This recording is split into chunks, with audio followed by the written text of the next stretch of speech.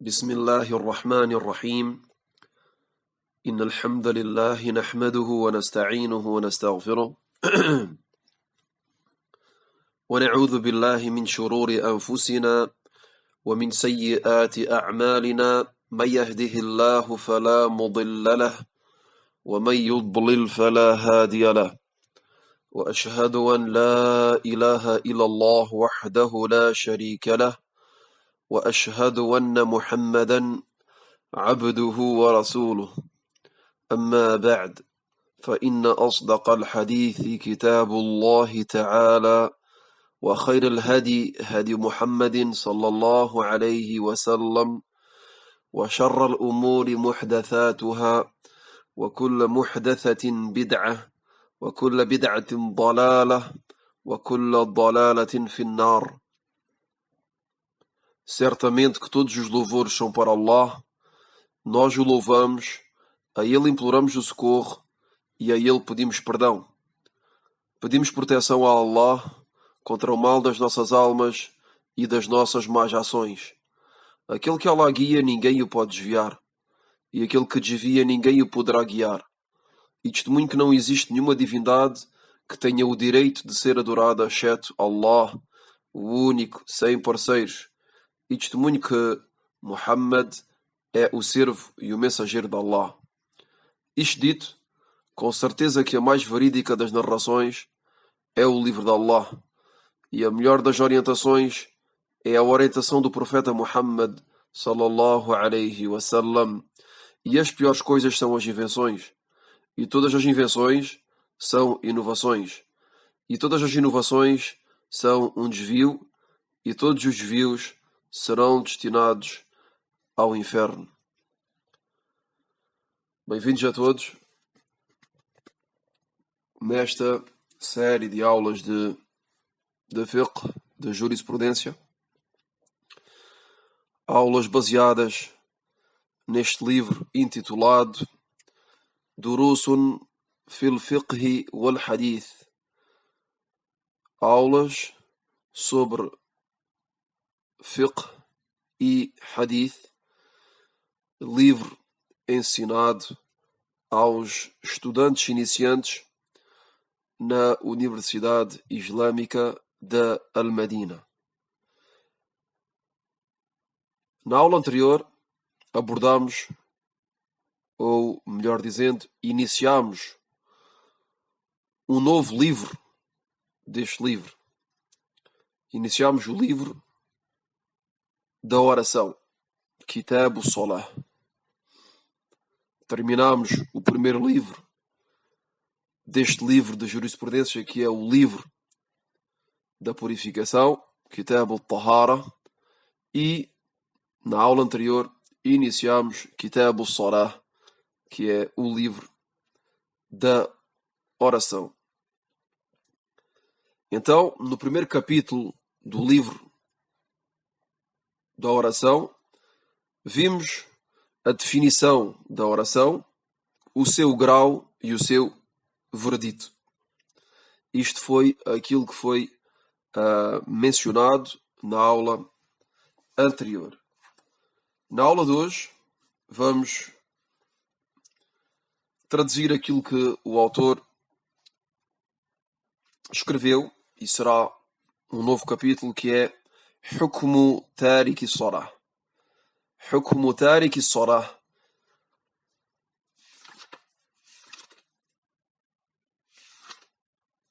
O veredito daquele que abandona a oração.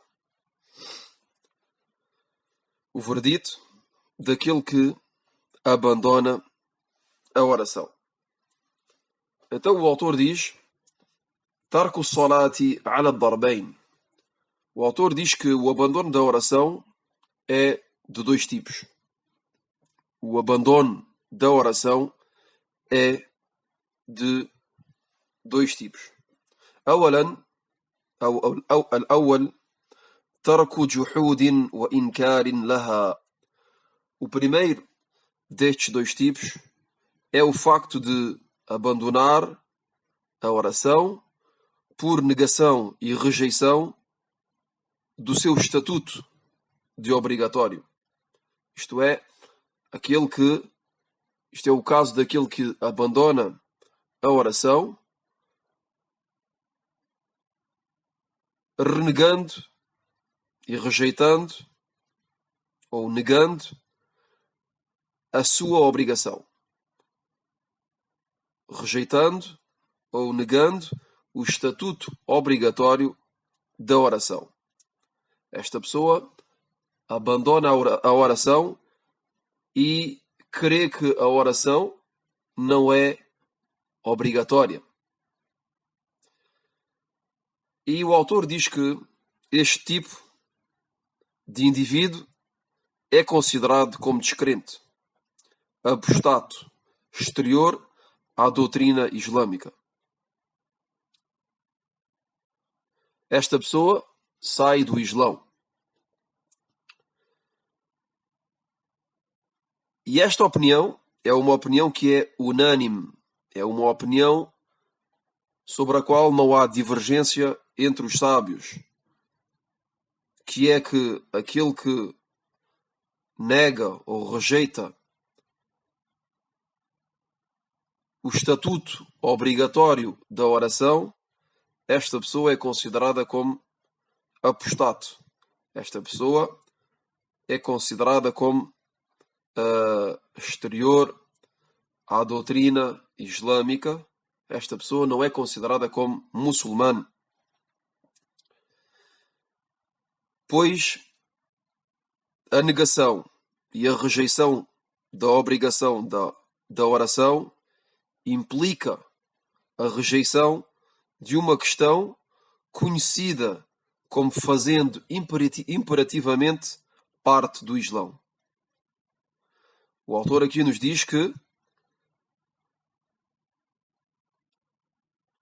a negação e a rejeição da obrigação do estatuto obrigatório da oração implica a rejeição de uma questão conhecida como fazendo imperativamente parte do Islão. Isto é, qualquer muçulmano, e aliás até os não muçulmanos, sabem que a oração é obrigatória para cada muçulmano.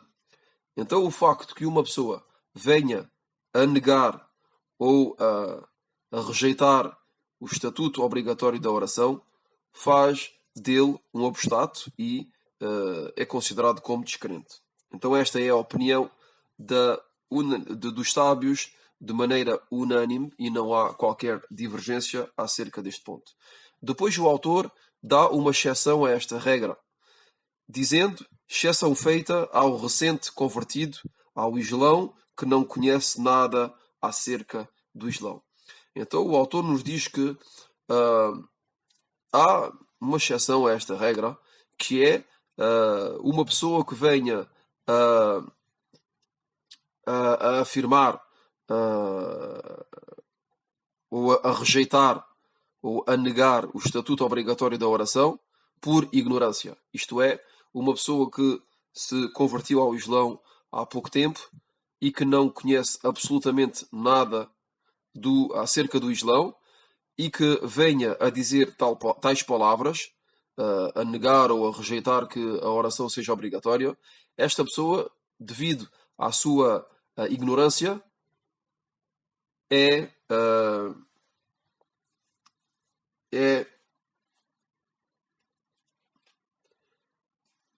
não é considerada como descrente e não é considerado como apostato. E isto por causa da sua ignorância e de não ter qualquer informação sobre o Islão. Então vemos a regra e vimos a regra e vimos também a exceção a esta regra, que é aquele que o faz por ignorância, e aqui o autor nos mencionou o caso daquele que é recentemente convertido ao Islão. Depois o autor diz: ثانيا ترك تكاسل أو تشاغل منها مع عدم إنكار وجوبها. O autor diz que o segundo tipo de abandono da oração é o facto de abandonar a oração por preguiça ou por ocupação, por não ter tempo. O segundo tipo de abandono da oração é o facto de abandonar a oração por preguiça ou por ocupação, sem rejeitar ou sem negar a sua obrigação, sem rejeitar ou sem negar o seu estatuto obrigatório. Isto é, esta pessoa crê que a oração é uma obrigação e que é obrigatório de fazer a oração, mas esta pessoa, por uma das razões que foram mencionadas pelo autor, que seja por preguiça ou por falta de tempo, por estar muito ocupado, esta pessoa abandonou a oração. Mas continua com a crença que a oração é uma obrigação para o muçulmano. O autor diz que tal pessoa é-lhe ordenado de se arrepender e de orar. Tal pessoa é-lhe ordenado de se arrepender e de orar. De se arrepender de ter abandonado a oração e de orar imediatamente. E o autor continua dizendo que isto é o líder, aquele que dá ordem a esta pessoa que abandonou a oração de se arrepender e de voltar a orar, é o líder muçulmano, o governador. É o líder muçulmano, o governador dos muçulmanos, ou o seu representante. Então pode ser o líder muçulmano, como também o seu representante. Então o líder muçulmano ou o seu representante ordenam a tal pessoa de orar, e se esta pessoa orar, é deixado livre. Se a pessoa se arrepender e voltar à oração, esta pessoa é deixada livre. E se não obedecer, caso contrário, se não obedecer e que persistir no abandono da oração, então será considerado como descrente, apostato, exterior à doutrina islâmica, tal como o primeiro. Isto é, o seu verdito será exatamente o mesmo que o primeiro. Isto é, que será considerado como descrente, exterior ao Islão. Isto é aquilo que o autor nos escreveu neste livro.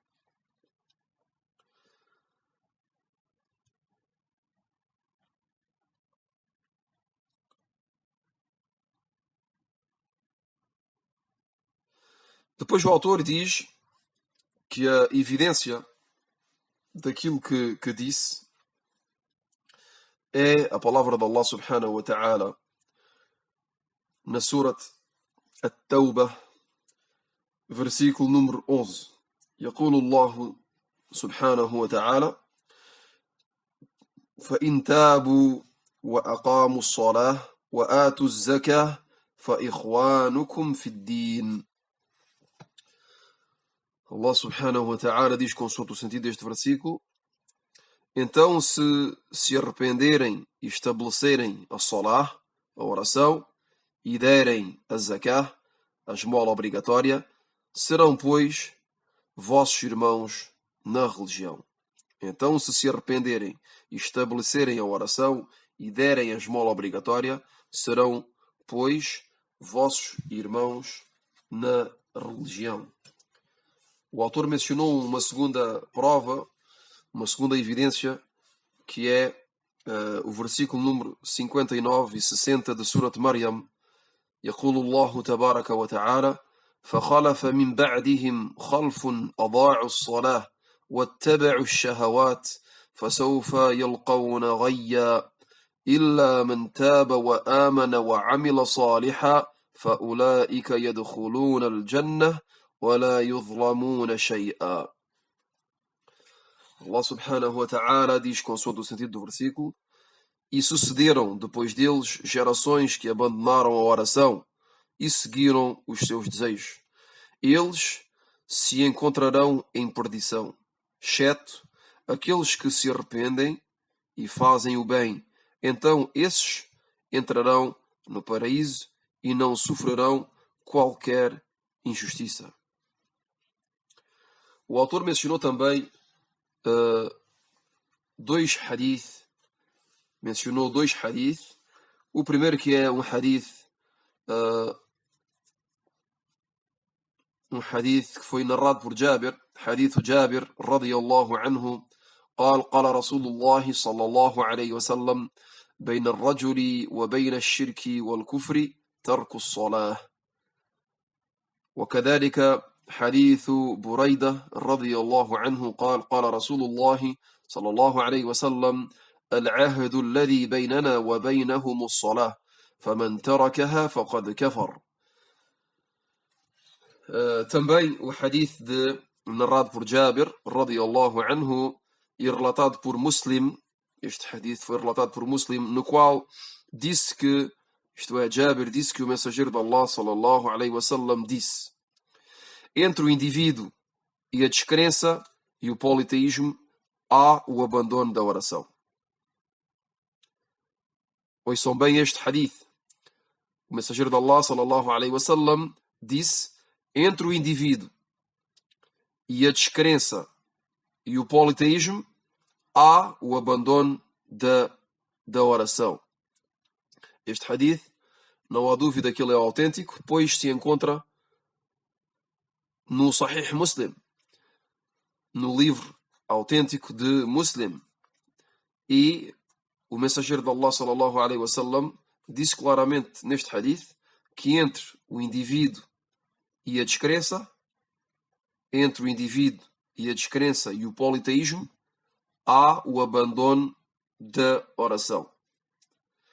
O segundo hadith mencionado pelo autor é um hadith que foi narrado por Buraida radiyallahu anhu e foi relatado por Ahmad ibn Majah e também por An-Nasa'i e foi considerado como autêntico por Al-Albani, no qual Buraida disse que o mensageiro de Allah sallallahu alaihi wasallam disse: o pacto entre nós e eles, o pacto entre nós e entre eles, isto é, os descrentes, é a oração. Então quem a abandonar terá por certo descredo. O mensageiro de Allah sallallahu alaihi wasallam disse: o pacto entre nós e entre eles, entre nós muçulmanos e entre eles os descrentes, é a oração. Então quem a abandonar, isto é, quem abandonar a oração, terá por certo descredo. Aquele que abandona a oração terá por certo descredo.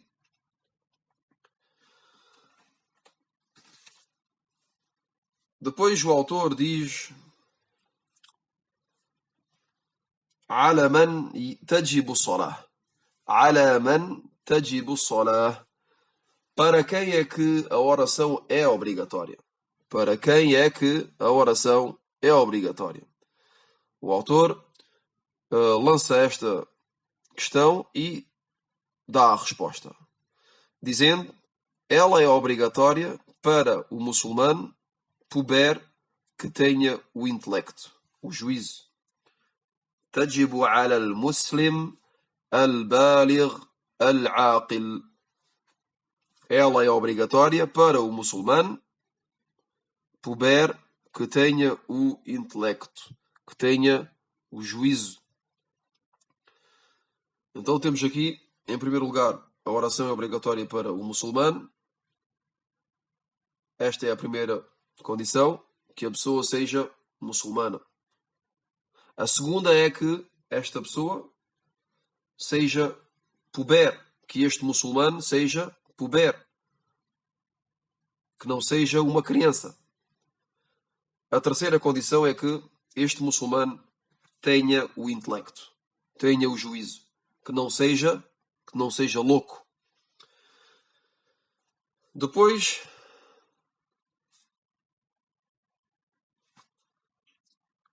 o autor diz, quanto ao facto que a oração não é obrigatória para a criança e que não é obrigatória para o louco, é tirado de um hadith que foi narrado por Aisha radiyallahu anha.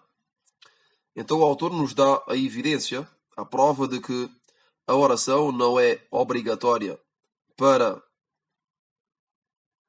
as crianças e que a oração também não é obrigatória para os loucos.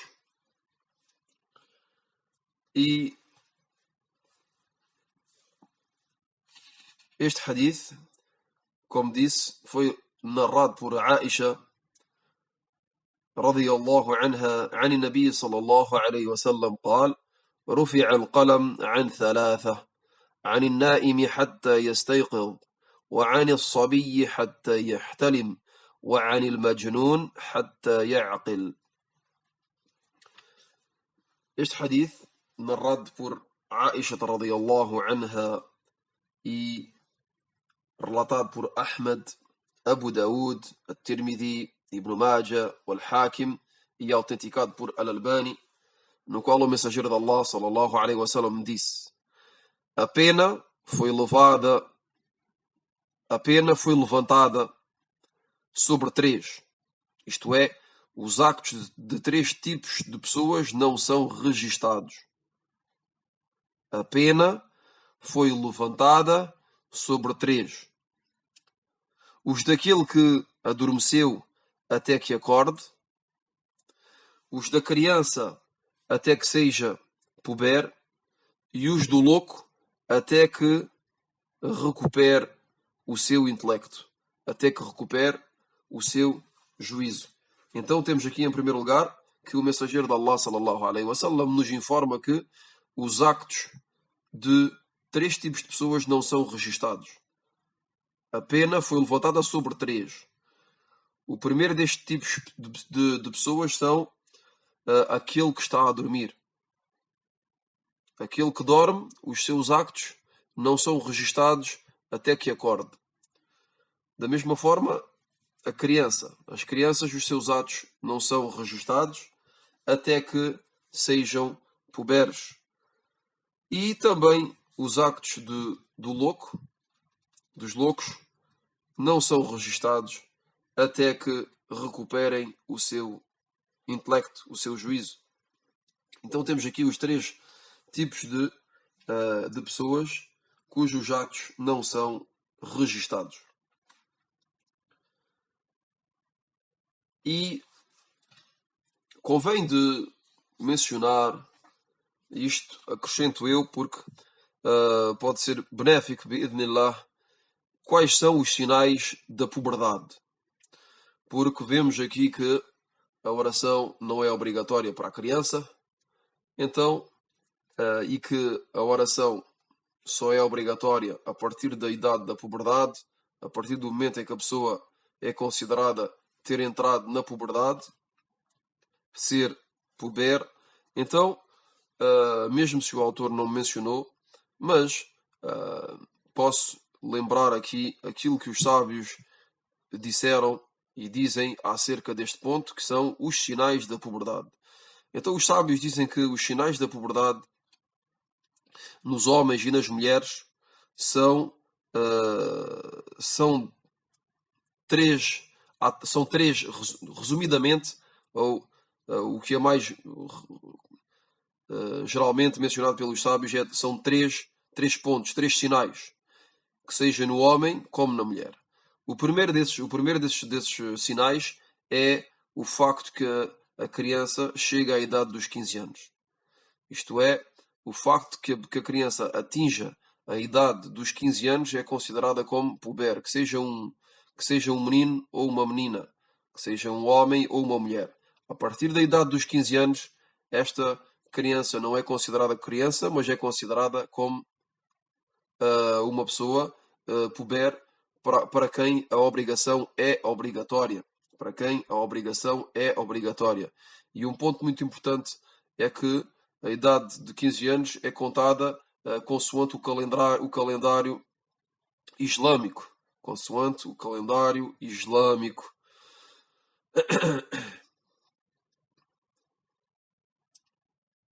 Pois, como todos sabem, no calendário islâmico, nos baseamos nos ciclos da Lua e, geralmente, um ano lunar, um ano muçulmano, um ano islâmico, tem um número de dias inferior ao calendário sobre o qual se baseiam sobre os ciclos do Sol. Então há uma diferença geralmente de 10 dias. Quer dizer que o calendário que nós muçulmanos seguimos tem em relação ao calendário daqueles que utilizam os ciclos do Sol, tem geralmente 10 dias a menos. 10 dias a menos. Então nós devemos nos basear sobre o calendário islâmico para contar a idade, as nossas idades e, sobretudo, as das nossas crianças. E o segundo sinal da puberdade é o aparecimento dos pelos no pubis. O aparecimento dos pelos no pubis. O aparecimento de pelos rigos no pubis. E o terceiro sinal é a saída do esperma. A saída do esperma, que seja para a mulher ou para o homem também. E isto pode ser quando se diz a saída do esperma, pode ser em qualquer que seja a situação, que seja no estado de a dormir ou que seja que a pessoa esteja acordada.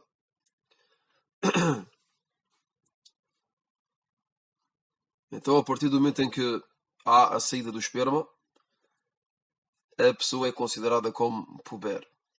Depois já há um quarto sinal que é próprio às mulheres, que é o aparecimento do sangue do período de menstruação. O aparecimento do sangue do período de menstruação. Este é um sinal próprio às mulheres. Então os sábios dizem que se um só destes sinais aparece, a criança é considerada como puber. Sai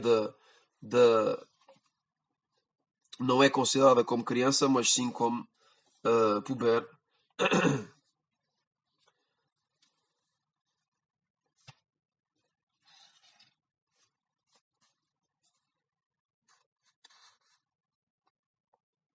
Depois o autor diz Salatu Sabi. Salatu Sabi, a oração da criança. A oração da criança.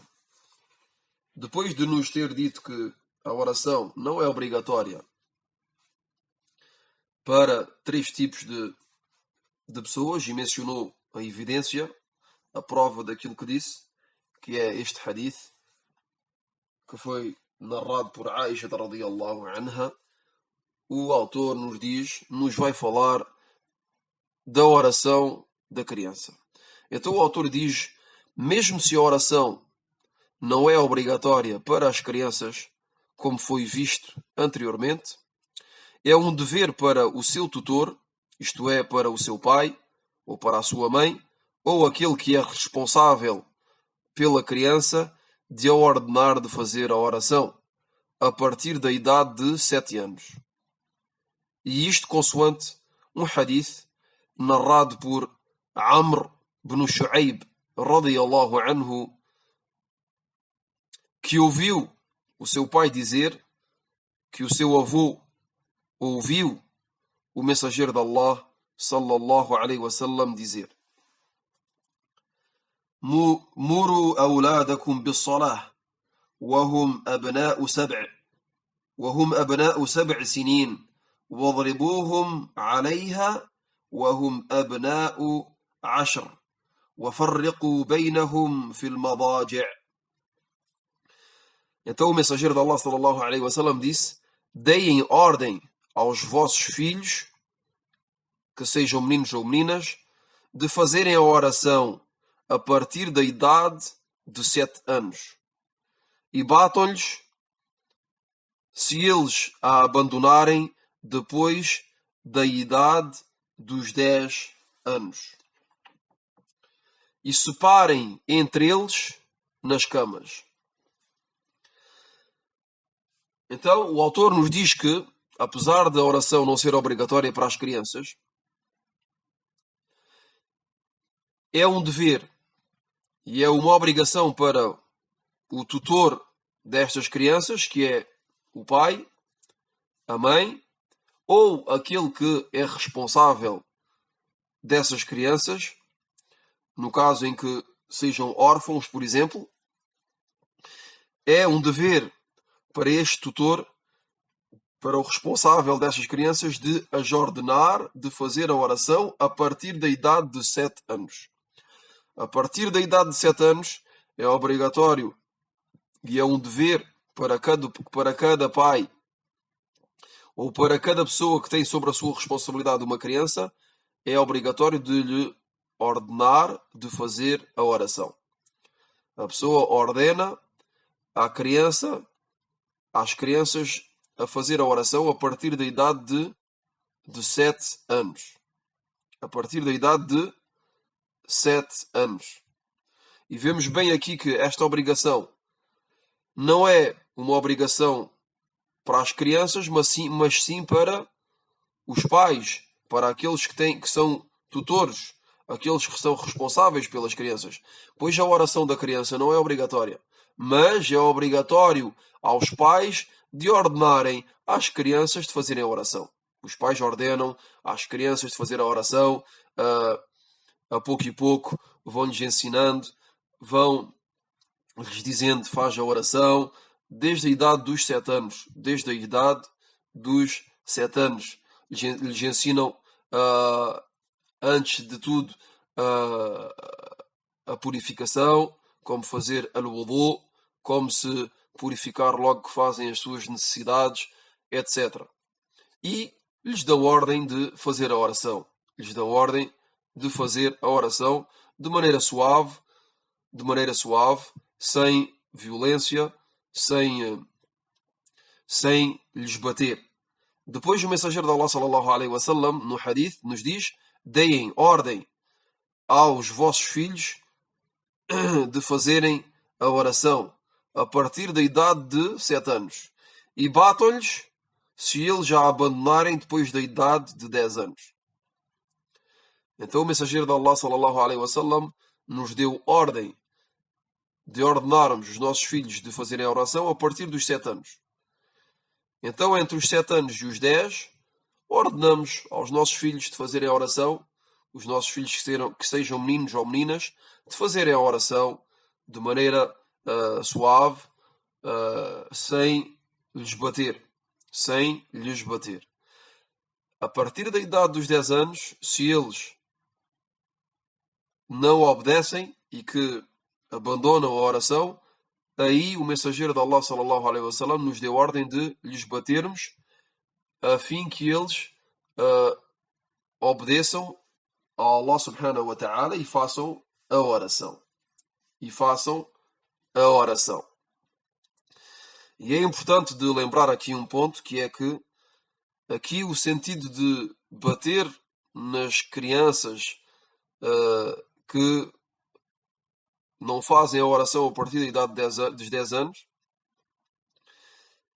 é sem os aleijar. Isto é, batam-lhes sem os aleijar. E isto pois porque o que é procurado é a educação e não a violência. O que é procurado não é de os magoar. O objetivo não é de os magoar, mas sim de os educar. É uma educação. E por essa razão iniciamos esta educação a partir da idade dos 7 anos. A partir da idade dos 7 anos, os pais começam a dizer aos seus filhos, ensinam a fazer a purificação, ensinam o estatuto da obrigação da oração e a importância da oração, e ensinam aos seus filhos a pouco e pouco a fazer a oração, da idade dos 7 anos até aos 10. 7, 8, 9, 10. Durante estes anos todos, o pai e a mãe aconselham os filhos a fazer a oração, dizem faz a oração, já fizeste a oração, e tentam estar presentes sempre nesta educação e ser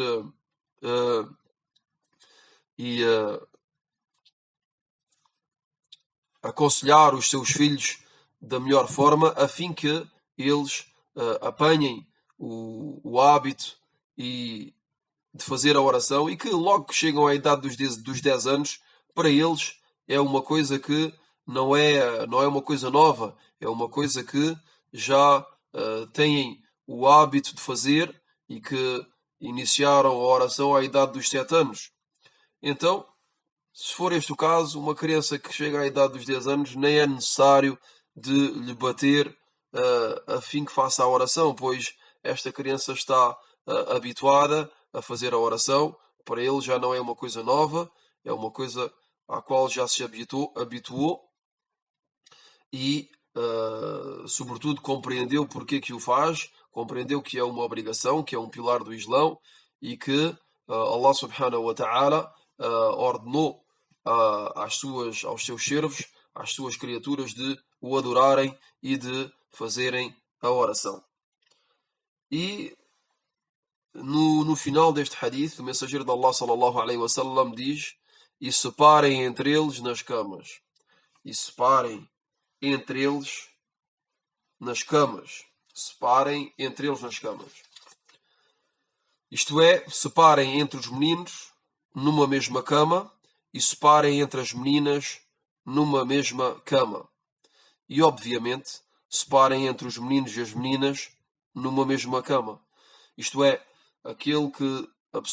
os pais que têm vários filhos e que, por exemplo, têm meninos e meninas, a partir da idade dos 10 anos, os meninos não devem dormir na mesma cama. Isto é, não se pode pôr duas crianças de sexo masculino a dormir numa mesma cama. E também não podemos deixar duas meninas a dormir numa mesma cama. Devemos separar entre eles. Isto é, cada menino tem de ter a sua cama e cada menina tem de ter a sua cama. E, obviamente, também não é autorizado, devemos separar também entre os meninos e as meninas numa mesma cama. Isto é, um menino e uma menina não é permitido de os deixar dormir numa mesma cama. Isto é, cada um dos filhos deve ter a sua própria cama. Resumidamente, cada criança deve ter a sua cama a partir da idade de 10 anos. A partir da idade de 10 anos.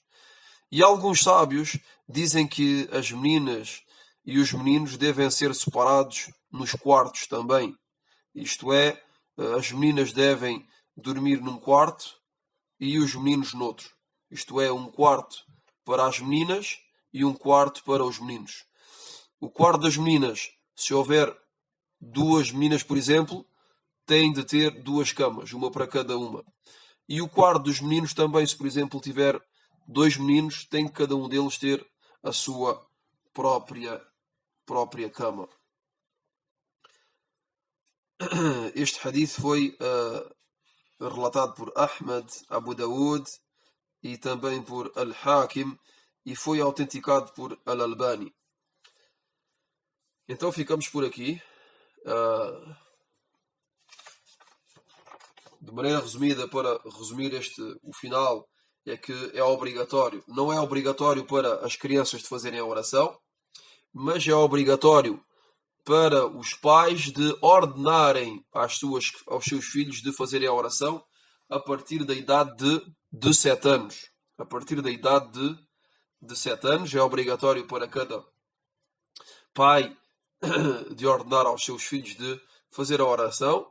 Esta ordem é feita progressivamente, sem violência, é uma educação. Entre a idade dos 7 anos e os 10 anos não é permitido de bater nas crianças para que eles façam a oração. Apenas aconselhamos, apenas ordenamos as crianças de fazerem a oração. A partir da idade dos 10 anos, se as crianças não obedecem, a partir desse momento é permitido de lhes bater. E é importante de realçar mais uma vez que o objetivo aqui de bater não é para aleijar, porque o que é procurado, o objetivo é a educação e não a violência. Este é um ponto muito importante. O que é procurado é a educação e não a violência. Então as crianças, a partir da idade dos 10 anos, mesmo se a oração ainda não é obrigatória para eles, porque como foi mencionado, a oração só é obrigatória a partir da idade, a partir da puberdade. E falámos dos sinais da puberdade, que são 15 anos, ou pode ser antes dos 15 anos. Como dissemos, se um único sinal daqueles que foram mencionados aparece, a criança é considerada como puber. E é obrigatório para ela de fazer a oração. Por exemplo, o aparecimento de pelos no púbis. O aparecimento de pelos grossos, rigos no púbis é considerado para os sábios como um sinal da puberdade. Também a saída do esperma. A saída do esperma. Ou também, no caso das mulheres, o aparecimento do sangue do período de menstruação. A partir do momento em que um destes sinais está presente, a criança já não é considerada como criança, mas sim como uma pessoa, um adulto ou um adolescente, para quem a oração é obrigatório. Aliás, todas as outras obrigações são obrigatórias para ele. E isto mesmo se for antes da idade dos 15 anos. Mas, se nenhum destes sinais aparece até à idade dos 15 anos, então esta criança é considerada como criança até ter 15 anos, e a partir da idade dos 15 anos, aí é considerado como puber. Dissemos também que contamos os anos através do ciclo da lua, isto é, o calendário islâmico, e não através dos ciclos do Sol.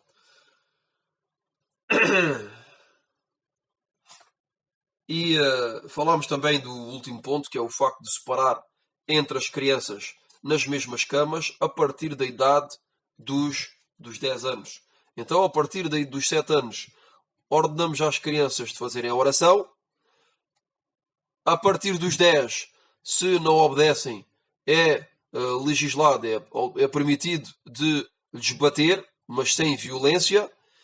E a partir dos 10 até serem puberes, têm de fazer a oração, e a partir da idade da puberdade, aí é que a oração é considerada como obrigatória para tal indivíduo, é considerado como um adulto e é obrigatório para ele de orar.